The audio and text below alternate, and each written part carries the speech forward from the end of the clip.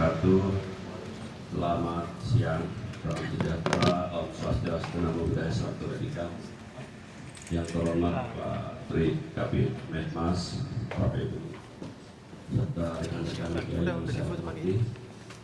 Alhamdulillah, dan Tuhan Yang Esa, Allah Subhanahu Wa Taala, karena pada kesempatan siang ini kita dapat berkumpul dan melaksanakan press conference, di mana dalam kesempatan hari ini menjelang akhir tahun 2025, kami dari Kejaksaan Agung Republik Indonesia ingin menyampaikan capaian kinerja Kejaksaan RI periode tahun 2025 dalam rangka keterbukaan dan transparansi kepada publik apa saja yang sudah kita lakukan sepanjang tahun 2025. Rekan-rekan media yang saya hormati, ingin sampaikan terkait dengan press conference ini, kita fokus kepada ini dulu ya, apa yang kami sampaikan, nanti dibantu bisa di suasana yang lain dengan dokter atau baik. Yang pertama, di bidang pembinaan, realisasi anggaran Kejaksaan Republik Indonesia mencapai 98,39% dari total anggaran 26.255.981.982.606 rupiah, yang terrealisasi 98,39%, kurang lebih 26.635.635.522.000 rupiah. Nah, terus terkait dengan realisasi penerimaan negara bukan pajak, ya, target PNBP Kejaksaan itu targetnya 2,7 triliun di tahun 2025. Berhasil kita pulihkan kurang lebih 733% dengan total PNBP kita 19 triliun 848.156.431.992 rupiah. Jadi melampaui target kita. Jadi sampai dari 733% target kita. Ini total keseluruhan seluruh Indonesia. Nah, kegiatan yang untuk pembinaan kiranya itu yang lain nanti saya akan sampaikan. Di bidang intelijen, capaian pengamanan pembangunan strategis PSN dan PSD di 2025 di Direktor 4 ada 177 kegiatan, kurang lebih anggaran yang dilakukan pengembangan proyek strategis ini ada 399.574.627.646 rupiah. Itu untuk tingkat Kejaksaan Agung. Terus di Kejaksaan Tinggi ada 1.130 kegiatan dengan nilai anggaran yang didampingi itu 1.259.255.168,99 rupiah. Dan terkait dengan takaburonan, kalau tabur istilahnya di kami itu, dari takaburonan selama periode 1 Januari sampai 12 Desember 2025, tangkapan tipikor sekitar 30 orang, tangkapan non tipikor 40 orang. Total tangkapan di Kejati itu 74 orang. Sedangkan Kejagung sendiri tangkapan tipikornya ada 29 orang dan tangkapan non tipikornya 35 orang. Total tangkapannya 64 orang. Terkait program jasa mandiri pangan, ada 17 kegiatan peningkatan devisa negara melalui bidang intelijen. Di kegiatan ini ada 608 penyuluhan hukum, ada penerangan hukum 713 kegiatan, dan juga ada monet jaga desa, juga PAM dana desa. Untuk PAM Mandiri pangan sendiri kita ada 4 program mandiri pangan yang sudah kita lakukan, penanaman padi di lahan-lahan yang bekas sitaan negara. Salah satunya kalau nggak salah di Kabupaten Bekasi. Terus satuan tugas PAM SDO mengamankan personel-personel yang bermasalah, ada sekitar 53 kegiatan PAM SDO di periode 2025 dan ada 23 kegiatan pemberantasan mafia tanah. Selanjutnya bidang pidana umum.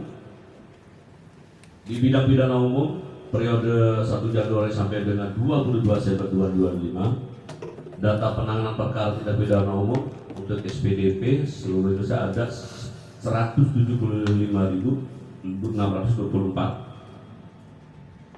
di SPDP-nya. Tahap satunya ada 130.722 dan tahap 2 116.745 dan limpah ke PN 110.208 perkara. Putusan ada 96.690 dan upaya hukum, ada upaya hukum banding dan upaya hukum kasasi. Untuk upaya hukum banding ada 4.074 perkara, upaya hukum kasasi ada 2.985 perkara, dan yang sudah dieksekusi ada 99.491 perkara. Terkait dengan data penanganan perkara RJ dari Restoratif Justice, di tahun 2025 ini ada 2.080 perkara yang sudah dilakukan RJ, dan kita juga sudah ada rumah RJ 5.103 perkara di dalam diselesaikan, dan ada juga balai diselesaikan di balai rehabilitasi ada 112 perkara. Sedangkan realisasi PNBP bidang pidana umum jumlahnya itu realisasinya sekitar dari PN pidana umum 495.798.398.340 rupiah dari bidang umum. Namun sekian ini bidang pidana khusus. Pidana khusus ini tidak hanya perkara korupsi, tapi di dalamnya kan ada penanganan perkara tindak pidana perpajakan juga, kebenaran dan cukai dan TPPU. Nah, tahapannya untuk penyelidikan ada 2.658, penyidikan 2.399 dan penuntutan 2.540 dan eksekusi 2.247. Penanganan perkara dengan jumlah kerugian negara terbesar di tahun 2025 yang ditangani oleh Kejaksaan Agung ada setidaknya 4. Yang pertama, dan sudah naik ke penuntutan, yang pertama adalah perkara dugaan tindak pidana korupsi dalam tata kelola produk minyak dan pemberian subsidi yang mengakibatkan kerugian negara tahun 2018 sampai dengan tahun 2023. Nilai kerugiannya 285 triliun 17 miliar 731 juta 964.389 rupiah. Berikutnya penyidikan perkara dugaan tindak pidana korupsi pada Kementerian Pendidikan Budaya Ristek Teknologi Republik Indonesia dalam program digitalisasi pendidikan tahun 2019 sampai dengan 2022. Nilai kerugian 1.985 miliar. Terus perkara dugaan tindak pidana korupsi dalam pemberian kredit PT Bank Negara Indonesia, PT Bank Pembangunan Daerah, PT Bank Jawa Barat dan Banten, PT Bank DKI, Bank Pembangunan Daerah Jawa Tengah kepada PT Sritek dengan entitas anak usahanya.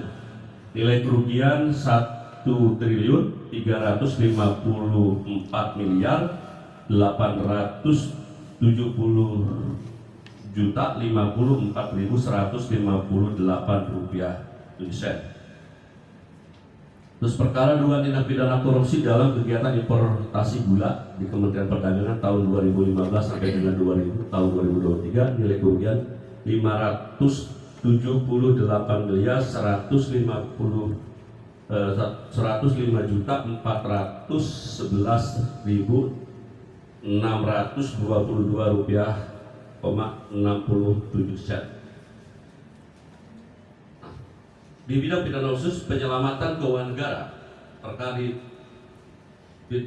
yang penyelamatannya di tahun ini 24 triliun 716 miliar 743.351.184 rupiah dan 3%.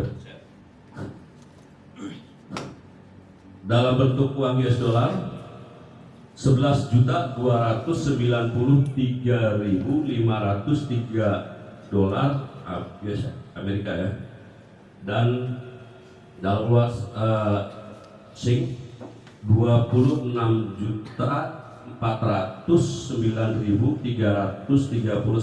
dolar Singapura, dan euro 57.200 euro.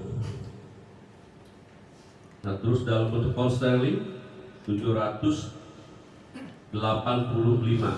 pounds, dalam bentuk uang Malaysia 860 ringgit, dan dalam mata uang lainnya ada dalam dolar Australia 9.900 dolar Australia, 1.426 rial, ada 36.690 baht, dan 1.325 dirham, dan 43.200.000 yen. Nah, ini yang diselamatkan ya di tahun ini, tapi belum menjadi, ada yang sudah menjadi PNBP, ada yang nanti tahun depan. Ini penyelamatan untuk tahun depan, ini bisa di penagihannya yang sudah. Capaian kinerja tahun Satgas, lahan yang berhasil dilakukan penguasaan kembali ada 4.081.560,58 hektar. Lahan yang diserahkan dan dititipkan kepada Kementerian BUMN ada 1.530.458,20 hektar. Dan kawasan hutan di Taman Nasional yang berhasil ditertibkan ada 487.642,09 hektar. Di bidang Natun, ini kegiatan litigasi ada 1.512 perkara, non litigasi ada 23.345 perkara, tata usaha negara dengan total 123 perkara. Data pencapaian perkara penerimaan hukum kurang lebih 9.336 perkara, data capaian perkara pelayanan hukum 3.862 perkara, penyelamatan keuangan negara melalui jalur perdata 23 triliun 14 miliar 714.414.643 rupiah 40 sen, dengan yang terselamatkan sebesar 14.367.249.021.185 sen. Pemulihan keuangan negara ada 149 triliun 470 miliar 951.720.195 rupiah dan 51.960 dolar Amerika. Nah, selanjutnya di bidang pidana militer, data penanganan perkara pidana militer ini ada penyelidikan kurang lebih 11 perkara, penuntutan 8 perkara, program koordinasi dan sosialisasi ada 3 di triwulan 1 ada 370, triwulan 2 ada 411 perkara, triwulan 3 ada 385 perkara, dan triwulan 4 ada 320 perkara. Jumlah keseluruhan 1.526 kegiatan. Ini bukan perkara, itu kegiatan. Bidang pengawasan, hukuman disiplin yang pegawai kejaksaan non jaksa ada 56, yang jaksa sudah diproses dan disiplin 101 jaksa. Dasar jenis hukuman ada ringan, sedang, berat. Selanjutnya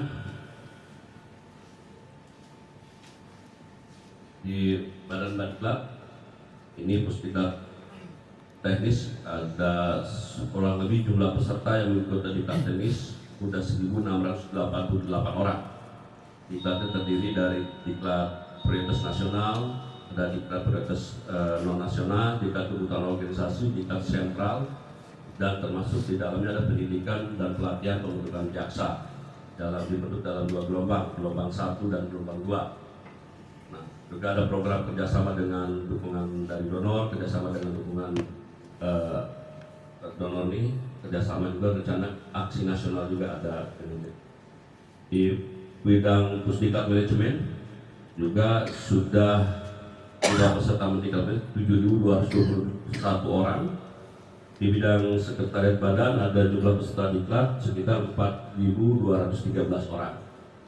Dan di tahun ini prestasi badan diklat pada tahun 2025 sudah baru pertama kali memperoleh lisensi dari Badan Nasional Sertifikasi Profesi sebagai lembaga sertifikasi profesi kedua, dan kembali memperoleh akreditasi bersertifikat A untuk program pusat diklat manajemen dan kepemimpinan.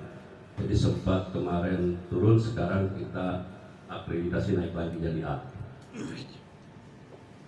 Terkait dengan Badan Pemulihan Aset, ini lembaga baru pemulihan aset. Total memulihkan aset dari hasil tindak pidana ini totalnya 19 triliun 654 miliar 408 juta 850.966 rupiah. Mekanismenya melalui pemulihan aset, baik itu lelang maupun penjualan langsung, juga pemberian hibah, juga setoran uang tunai, dan penyelesaian uang pengganti. Demikian rekan-rekan. Ya. Oh, sudah cukup. Oh, baik, ada balik kelewat ya.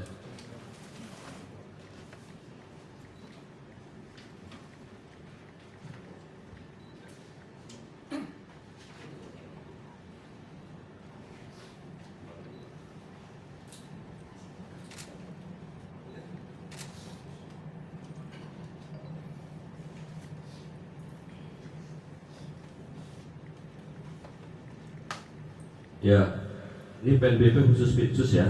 Kalau tadi kan yang pembinaan itu kan seluruh Indonesia. Khusus Pitsus bidang pidana khusus ini ada total yang kemarin salah satu teman-teman lihat di yang dihadir oleh Pak Presidennya, ada totalnya 19 triliun 122 miliar 474 juta 812.274 rupiah. Ini jadi 19,1 triliun. Itu bidang pidana khusus terkait dari perkara korupsi.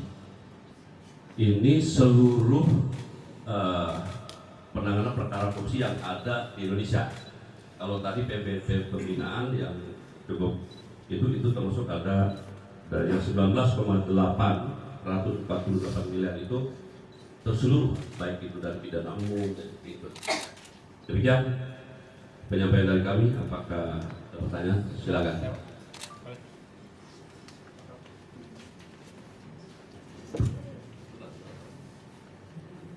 Ya, Assalamualaikum warahmatullahi wabarakatuh. Izin izin saya Andi Arif dari sudut negeri.com, Pak. Siapa? Ya, itu terkait akumulasi, Pak.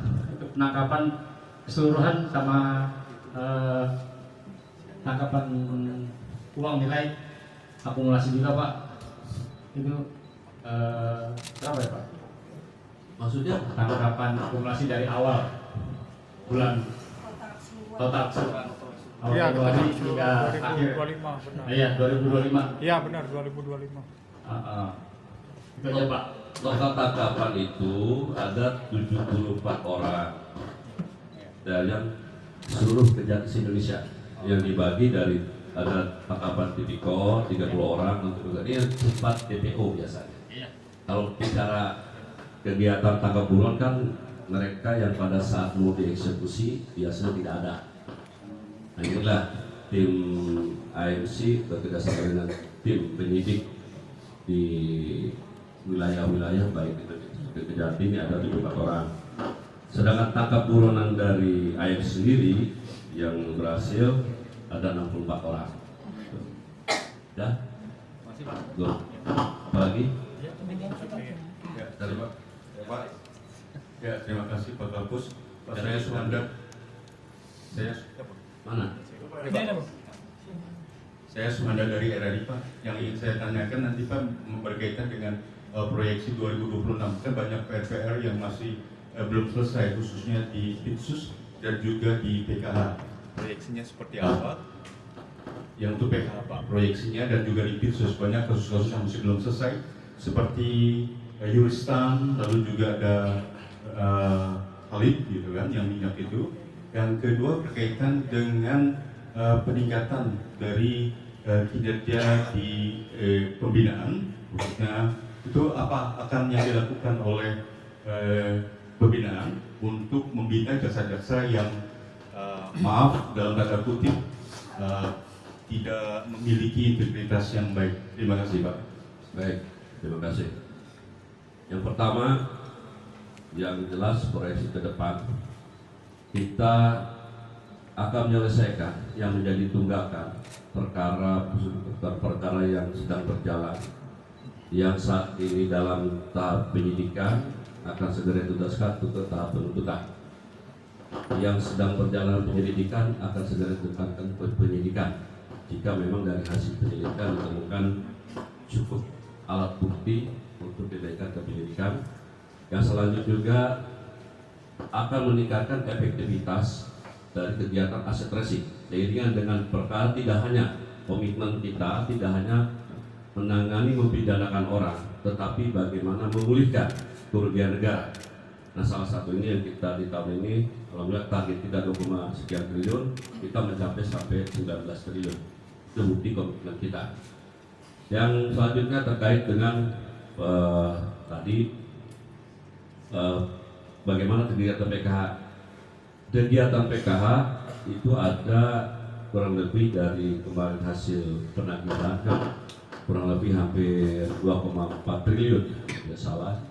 Itu kan baru dari hasil identifikasi dan klarifikasi yang baru membayar ada sekitar 20 perusahaan, di mana salah satu dari 19 itu perusahaan dari kebun kelapa sawit dan satu dari perusahaan tambang. Yang jelas ke depan kita akan melakukan penagihan kembali untuk denda. PKH itu sifatnya sanksi denda administrasi, mengutamakan itu dulu. Ketika nanti pengenaan denda saksi atau denda tidak diindahkan, maka jalan terakhir adalah melalui proses pidana. Itu terkait dengan pembinaan bahwa terhadap apa yang terjadi tarin atau pembinaan terhadap personil jaksa, jelas kami berkomitmen pimpinan dalam hal ini jaksa kepada Agung beserta jajarannya bahwa terhadap ke depan yang terindikasi kita masih sedang melakukan pembersihan di personel kita juga, dan kita juga berterima kasih kemarin KPK sudah membantu juga ikut membersihkan. Ke depan kita tidak akan mentolerir kalau memang ada unsur pidana terhadap segala proses, tapi juga kita ada tahapan-tahapan yang harus dilalui, dan terhadap mereka yang nantinya terindikasi ada perbuatan tercela, maka terhadap karir mereka ke depannya akan tidak dijamin, ke depan akan selektif sekali. Mana perbuatan kita bilang kalau sudah menengah ke berat, tidak tukar kejahatan akan sangat dipertimbangkan untuk tidak bisa bertanding dengan sempurna, jelas seperti itu. Tapi kalau terindikasi pidana, proses dalam pidana. Nah, ya kan Mbak Dia. Terkait soal mantan Kajari Bekasi Pak Edi Sumarman, Pak, kan sebelum kemarin sudah diganti itu Pak. Nah, itu apakah sekarang beliau itu apakah beliau diperiksa oleh Jamwas ataukah sempat diperiksa oleh Jamintel, dan terus sekarang posisi beliau itu digeser kemana Pak ya?